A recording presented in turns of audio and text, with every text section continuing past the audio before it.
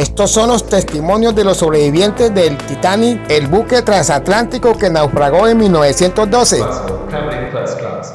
Where were you just before it happened, Miss Russell? In the library. The steward had just called out, 11:30, lights out. So I gave him a few letters to post in the morning, told him I'd pay for the stamps, picked up a book and walked forward to my stateroom, which was on the same deck, A11. As I got to my stateroom, I switched on the electric light, and I noticed a slight jar, followed immediately by a second one, and a third, which was quite strong enough to make me hold on to the bedpost. The boat came to a full stop. I walked forward to my window and saw a greyish white mass drifting by. Very much surprised, I decided to take my fur coat and go out on deck and see what it was all about. Well, when I got out on deck, I noticed a gentleman standing by the rail, several people in a large, together greyish mass. I said, what on earth is that? There? A man, that's a lifeboat. That's an iceberg. Iceberg? Gracious, I've always wanted to see one of those things since I was a child. Well, you're seeing a corker now. There's 1 inch above the water and 7 inches below. And believe me, that's some iceberg. So, after that, we picked up bits of ice, played with snowballs for a little while, and it was very, very cold. I asked one of the officers if there was any danger. He said no, and I went back to bed. Simple as that. No danger as far as you were concerned. No danger. Now, what about Mr. Witter, second class smoking room steward? What did you think of Titanic, Mr. Witter? Well, I didn't think she'd hit anything. I thought she dropped a blade from the ferry. How did you find out what in fact happened? Well, I went down to the working area where my cabin is, number 7 Glory Hole. I was standing there talking to two or three fellows, and the carpenter came along, and I heard him say, the bloody mailroom's full of water. I said, what's that ship, mailroom full of water? He said, yes. I said, well, what about those bookend doors full? He said, they're not loading here. Of course, then I walked into my cabin, number 7 Glory Hole, and I opened my box. I called everybody. I said, come on, fellas, get up, she's going down. So I opened my box, took out some matches and cigarettes, and I said, come on, fella, get out. What the hell are you talking about? He said, get out of here. Someone threw a hood in me. I said, good night, Jim. Just as easy. So I was saying it's a little trouble at that time. Well, now, Commander Lightower and the second officer of the Titanic died recently, but in 1936 he broadcast Historia that night. And it left 6 compartments open to the sea. The water flowed into the first 6 compartments forward of number 4 boiler room and caused her bows to sink so much that the water flowed over the top of the aftermost watertight bulkhead, filled the next compartment, then overflowed again into the next one, and so on. Well, from that moment, as the captain very well realized, nothing could save the Titanic, and the order was given lower boats. Quartermaster Rowe, who was here tonight, was a very surprised man. Where were you, Quartermaster? I went on watch on the tour at 8 o'clock. At 10 o'clock I read the note and passed it on to the Ford Bridge. At 20 minutes to 12 I was pacing up and down the deck, and I felt I got a job.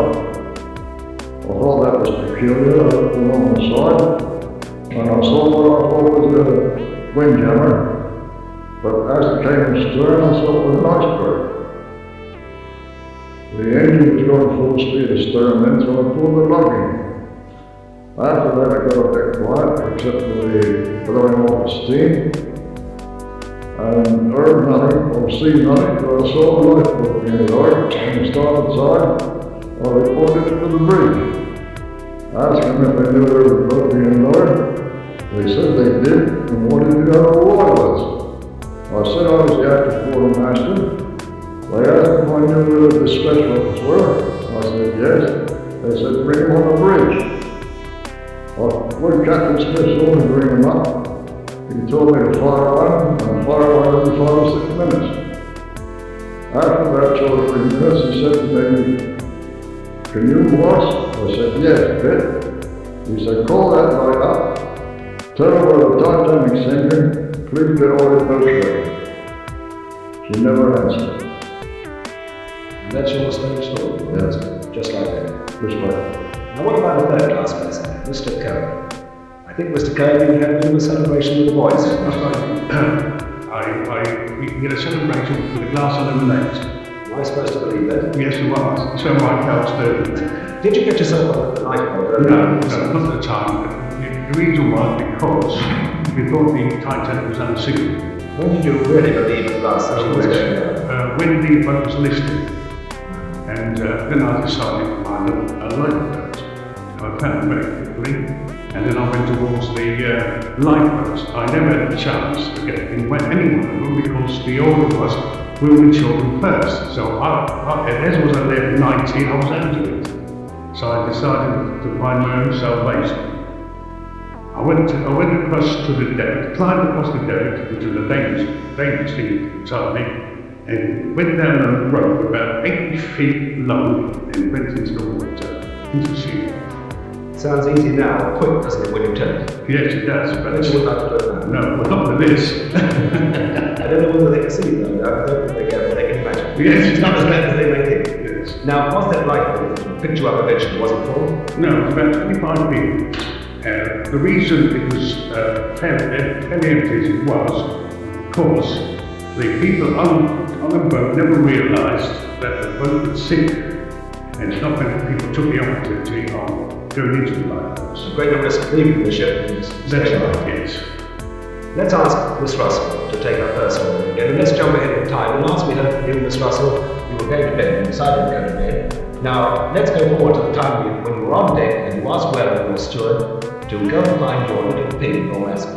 Take it. I was in the A deck in the lounge when Warren came along, and I said to him, you know, where are my trunk keys?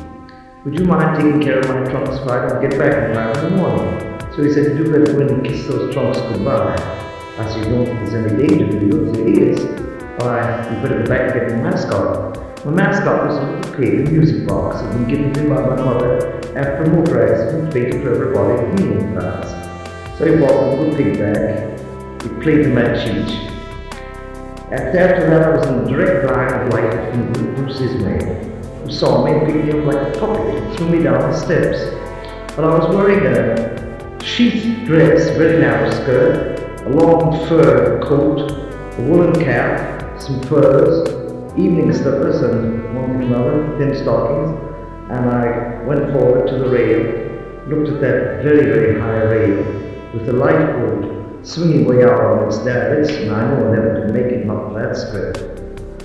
So as I stood there hesitating, a sailor grabbed this little pig from under my arm and said, well, if you don't want to save, we'll save the child, and threw the pig into the lifeboat. Well, I stood there hesitating, and as I said to a gentleman alongside, should I leave? He said, definitely, madam. I said, can't make it. So now you just sit on my hand. This sailor now make a little cradle for our hands. You sit down, put your hand around my neck, and we'll toss you right into the lifeboat. And they did. First thing I did then was to hunt for the little pig. I found it. The bottom of the boat with its legs broken, but it still could play with my cheeks, and I played it all night long to keep the children from crying. Thank you, Miss Russell. Well, meantime, the entire crew and all the officers of the Titanic were working frantically. And in the wireless room, the chief radio officer, Jack Phillips, was trying to contact nearby ships.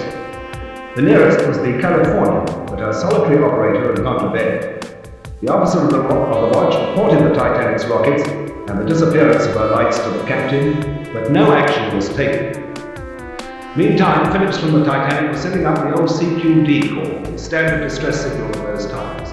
But then he changed to SOS, the first time it had ever been used at sea. And one of the ships to pick that up was the Carpathia, the Captain Russell. Now, Harold Cotter, there he is with the operator of the Carpathia, and he received the signal. And here he is, sending his answer now.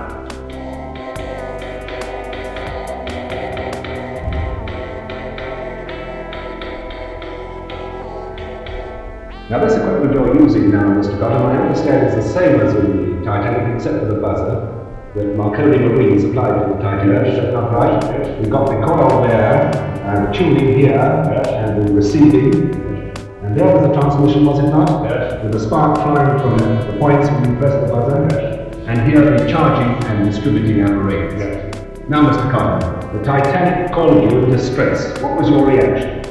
Well, she didn't call me out, I called her. About 1 o'clock in the morning, after I'd taken the press, or listened to the press, I took a batch of message for her, and with the intention of redirecting them onto her, I called her up. And the only reply I got that she'd struck ice. And I said, was it serious? And she said, yes, this is a CQD, old man. Here's the position, report it, and get here as soon as you can. So I took the position and on a scrap of paper and rushed up to the bridge with it. When I got on the bridge, I contacted the officer of the watch, and the information didn't seem as though it had sunk as fast as I thought it ought to, so I rushed down the ladder and knocked on the captain's cabin, and that's all right, I rushed in. And he said, who the hell, or words to that effect. So I said, well, the Titanic struck ice, and she's in distress. I've got the position here. So he said, well, give it to me and put a dressing gown on and wait. So he said, will you confirm this? Go out and confirm it if you can. Which you did? Yes, which I did. And when you came back, what did he do? When I came back, he said, well, you better go back and tell her that we're going to double bank all the watches on deck and below, and tell him we are on our way. As fast as you could go. Yes, as fast as you could. Fine, thank you, Mr. Cotton. Well, the Carpathia was on its way, and back on the Titanic, the last lifeboat got away around about 1:20 in the morning, and you had over 60 people on board. From the boat, they watched the ship, with husbands, relations, and friends still aboard, still unable to believe she was doomed. Commander Lightoller was less than 100 yards away on the top of an upturned boat. As I watched, I could see her bow getting deeper and deeper in the water, with the foremost sticking up above the surface, whilst her stern lifted higher and higher, till it was right out of the water. When she got to an angle of about 60 degrees, there was a sullen sort of rumbling roar, as her massive boilers all left their beds and went crashing down through the bulk's heads and everything that stood in their way. Up to that moment, she had stood out as clear, with her rows of electric lights all burning. When the boiler broke away, she was, of course, plunged into absolute darkness, though her huge black outline was still perfectly distinct up against the stars and sky. Slowly, she reared up on end, till at last she was absolutely perpendicular. Then, quite quiet, but quicker and quicker, she seemed just to slide away under the surface and disappear.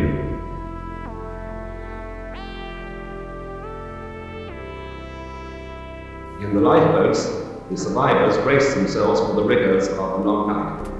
And one of those survivors, a greaser, Mr. Walter Hurst, got there in a very strange way. What's your story, Mr. Hurst? Well, I saw the boy part of the boat deck was underwater, so I jumped overboard. Swim away from the ship, turned around and looked at her. Down came the funnel and smashed into the water right in front of her face. Well, the gust of wind and dirt flew through that news blinded me, and I felt the cap over my head, and one slipped off my foot. But it didn't take my attention off this boat. I see the light collapse of the boat, washed straight off the deck, within a few yards of me. But I managed to get onto it, and I was followed quickly by the second officer and a few others. Anyhow, she soon got filled up. There was an old man stood next to me. He was complaining all night long about his head was so cold. Well, I took particular note of that because mine was pretty cold too. But a friend of mine, a shipmate named Lindsay, gave me a drink from the bottle. I thought, oh, not a good thing. I think it was whiskey or brandy. Instead of that, it was essence of peppermint. Nearly choked me. Thank you very much, Mr. Hurst. Well, meantime, the Carpathia, speeding to the Titanic's rescue, her self-dodging patches of ice